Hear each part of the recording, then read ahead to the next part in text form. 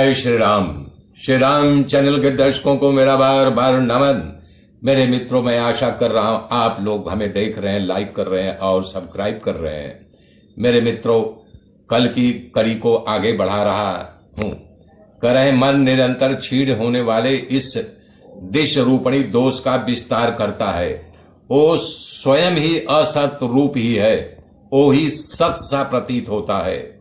कह रहे हैं इस जगत की सृष्टि करता है मन ही अपनी इच्छा के अनुसार शीघ्र से शीघ्र शरीर की कल्पना कर लेता है और वो जो शरीर की कल्पना करता है वो तत्काल उस शरीर को पा जाता है। वो ही चिरकाल तक के भावना से ही विभूषित को प्राप्त होकर के इंद्रजालिक जैसे जादूगर जादू दिखाता है, ऐसे इंद्रजाल की भांति जगत का विस्तार करता रहता है।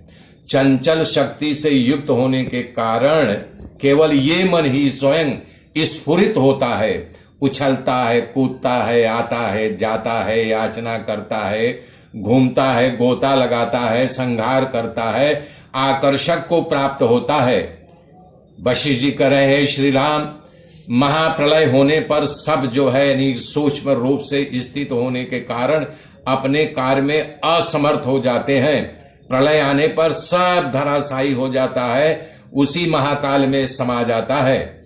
उस समय तो संपूर्ण भावी दिश वर्ग की सृष्टि से पहले विक्षेप रहित शांत अवस्था में ही शेष रहता है।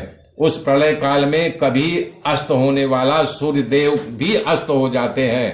कह रहे हैं काल जो है सूर्य देव को भी निकल जाता है, सूर्य भी जो है अस्त हो जाते हैं। स्वयं ज्योति अजन्मा रोग शोक से रहित सदा सर्वशक्तिमान सर्वस्वरूप परमात्मा महेश्वर ही विराजमान होता है। जहां वाणी उन्हें न पा करके लौट आती है, अर्थात वहां वाणी की भी पहुंच नहीं हो पाती है। जो जीवन मुक्त महात्माओं के द्वारा जाने जाते हैं, सांख्य दर्शन के अनुयायी जिन्हें पुरुष कहते हैं, वेदांतवादी ब्रह्म नाम से जिनका चिंतन करते हैं, और विज्ञान वेत्ताओं की दृष्टि में तो परम निर्मल विज्ञान मात्र है, जिन्हें शून्यवादी शून्य कहते हैं, जो सूर्य के प्रकाश से ही प्रकाशित है। जैसे नदी नाले आदि के जल अंत तो गत्वा समुद्र में ही जाकर के महासागर में विलीन हो जाते हैं, उसी प्रकार संपूर्ण दृश्य समूह महाप्रलय में जाकर के उस परमात्मा में विलीन हो जाता है। जो आकाश में विभिन्न शरीरों से दिखाई दे रहे हैं, वो सब के सब उस जल समूह की भांति उसी में जाकर के छिप जाते हैं, यानी विलीन हो जाते हैं, नष्ट हो जाते हैं। पर्वतों में, वायु में और पाताल आदि सभी देश काल एवं वस्तुओं में समान भाव में स्थित हैं।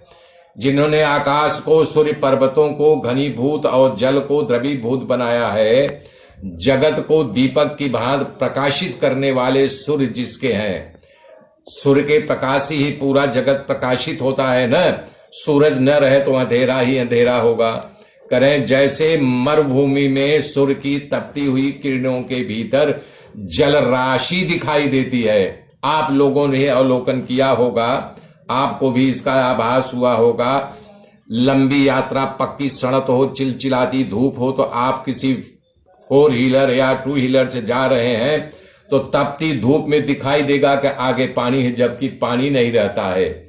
उसी प्रकार से जो अत्यंत परमात्मा रूपी महासागर के आविर्भाव और भावर उत्पत्ति प्रलय से युक्त त्रिलोकी रूप हैं, उनकी तरंगे उड़ती रहती हैं। संपूर्ण व्यवहारिक सत्ताओं से ऊंचे उठे हुए सर्वविलक्षण परमार्थी सत्ता से संपन्न है, जिसके नीति देश काल चलन आदि सब कुछ अपने अंदर समाहित कर लेता है। वो चेष्टा और क्रिया आदि समस्त दृश्य रूपी प्रपंच का निर्वाह की क्षमता प्राप्त हुई है। वो एकमात्र परब्रह्म परमेश्वर ही उस महाप्रलय के समय शेष रहते हैं। वो परमात्मा उत्पत्ति स्थिति से रहित, कभी अस्त न होने वाले, नित्य प्रकाशमान, ज्ञान से परिपूर्ण एवं विकार शून्य अपने स्वरूप से ही स्थित है। वो एकमात्र अद्वितीय है। अतएव वो माया से अनेक विशाल संसारों का अगणित ब्रह्मांडों की रचना करते हुए वास्तव में कोई कार्य न करते हैं, न उसमें उनकी कोई चेष्टाएं होती हैं। मेरे मित्रों, आगे की गाथा कल जोड़ूंगा। तब तक के लिए जय श्री राम, जय श्री राम, जय श्री राम।